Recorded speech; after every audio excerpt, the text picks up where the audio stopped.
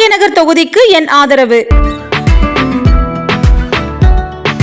அனைத்திந்திய அண்ணா திராவிட முன்னேற்ற கழகத்தின் பொதுச் செயலாளர் திரு எடப்பாடி பழனிசாமி அவர்களை தமிழகத்தின் பிரபலமான நாடார் மக்கள் பேரவையின் நிறுவன தலைவரும் நாடார்களின் எழுச்சி நாயகன் திரு கராத்தே AP ராஜா அவர்கள் தலைமையில் நிர்வாகிகளுடன் சென்னை ஆரியபுரத்தில் உள்ள திரு எடப்பாடி பழனிசாமி அவர்களின் இல்லத்தில் சென்று 2026 தேர்தலில் தன் ஆதரவை கடிதத்தின் மூலம் தெரிவித்து பின்பு வாழ்த்துக்களை பெற்றார்.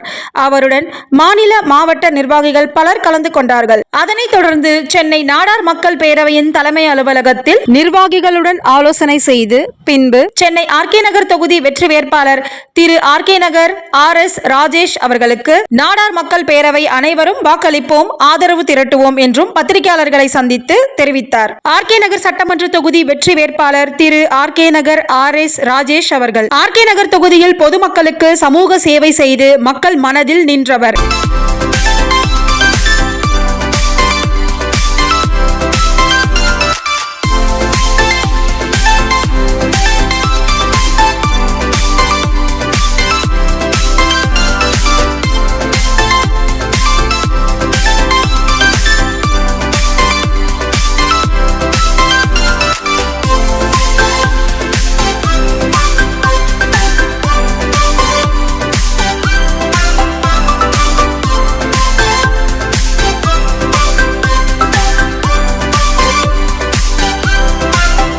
வணக்கம்.